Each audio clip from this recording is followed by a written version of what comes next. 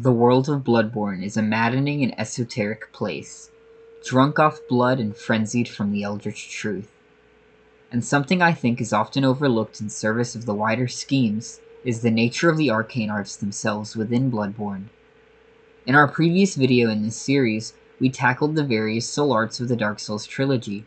Follow me in today's video as we explore the cosmic powers of Yharnam. The largest dichotomy within Bloodborne exists in the twin paths of evolution, the imbibement of the blood, and the retention of insight, and those who follow or practice these paths. However, looking deeper into it, there are other niches within the power structure of this world beyond that simple split, and even the line between blood and eyes can be blended. Blood is one of the various forms of physical material composed of body parts that serve as mediums for the arcane, alongside bone marrow ash and ritual corpse parts used to open the dream to the ancient labyrinths. The healing blood of Yharnam is given through ministration from venerated blood maidens, as we see through the nun, the prostitute, and the patient of the clock tower. It's likely as well that the vicar Amelia served as one of these blood maidens. I believe these maidens potentially drink the blood of the Great Ones from the ritual chalices to partake in communion with the Great Ones before going on to serve as a blood maiden.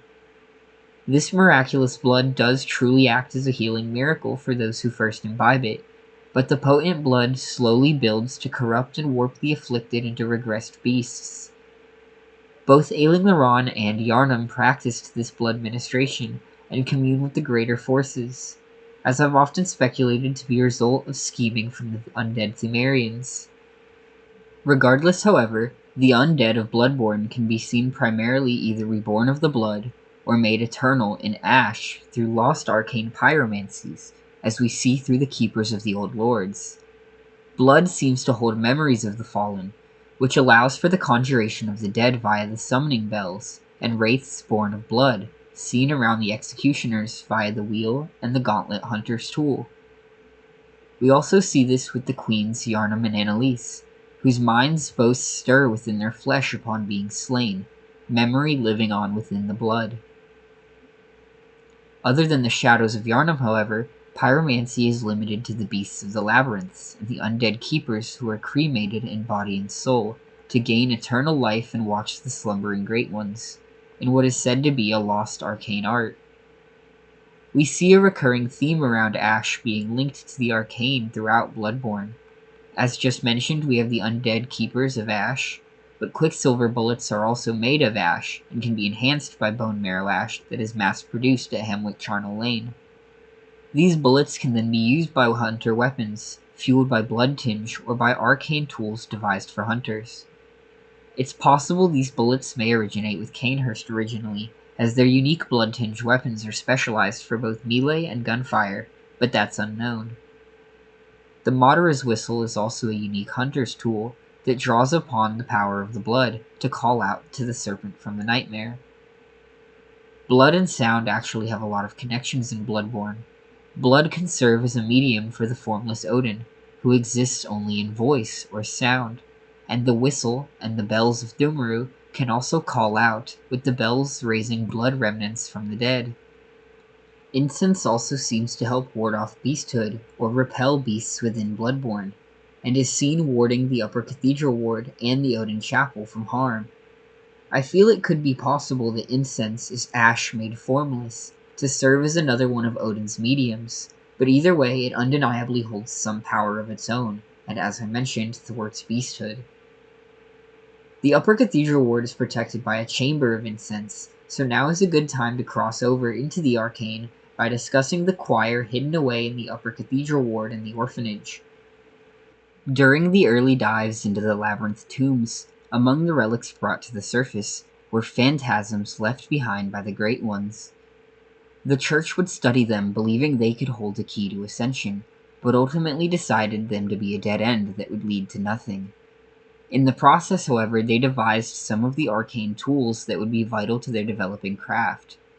These were the Augur of Abridus, the Phantasm Shell, and a Call Beyond. The Black Sky Eye is also infested or supposedly blessed by phantasms, which harbor images of the black, dark sky and an endless meteor storm which it seemingly fires at will. The living failures can also conjure these meteors, and were likely results of the first phantasm trials, along with the brainsuckers as we'll talk about soon. The choir would also devise a modified version of the Thumerian bells made of silver in the choir bell that heals rather than call out to the bloody dead across realms. I think it's likely the purity and properties of silver are what allow it to act as a restorative healing force rather than something dark.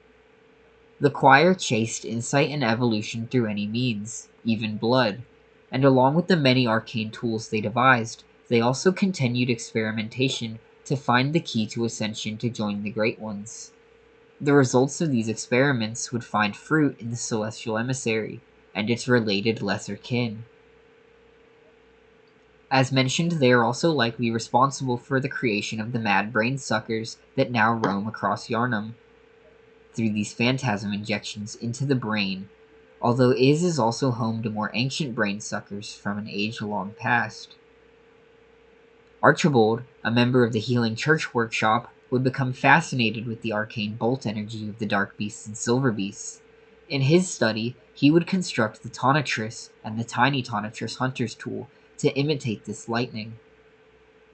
The choir, like the rest of the church however, finds its origins in Bergenworth and the enigmatic time of the Old Hunters. The Old Hunter Carol would manage to decipher and transcribe the inhuman utterings of the Great Ones, crafting runes from their words that can be branded onto the mind to help further understand their power. Most of these runes are primarily devised of the arcane and are a manifestation of insight, though some are hybrids that draw upon the power of blood as well. Lastly, but certainly not least, we have the true blade of the church. Ludwig was a church hunter of great renown, who fought against the early beasthood outbreaks. His eyes became infested with phantasms, which he began to follow blindly, ultimately led astray into his slow decline into beasthood. His sword, the Holy Moonlight Sword, can draw upon the dark cosmos, coating the blade in moonlight and casting out arcane power. I personally believe it might be cursed or imbued with phantasms, sealed within the blade, which managed to corrupt Ludwig. The arcane is a powerful force linked to the cosmos above and the depths below, often connected to water. I think we can draw on the lore of the cosmos within Elden Ring to get more familiar with this idea, as Elden Ring continues this theme with the primeval current and the starry cosmos. Interestingly, arcane in Elden Ring is also most connected to blood, the aquatic oracle sorceries, the dragon spells, and afflictions or the various status effects. With that, however, I think we've just about reached the end of this video. These various arts and the rituals that use them seen across Yharnam hold countless secrets, and many more lore videos and theories await on them.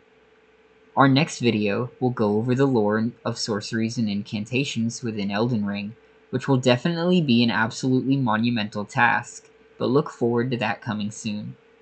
We're also currently on our Sekiro first playthrough run, so feel free to tune in live to see how it goes. We might go for the platinum, but that's still a little up in the air. Anyways, however, if you liked this video, my last video was on the soul arts of Dark Souls, and if you want more Bloodborne theories, I have an Amygdala origin video where I believe they come from Ailing Laran, and a Bloodborne 2 areas idea video you can check out. Thank you all for watching this video, and goodbye.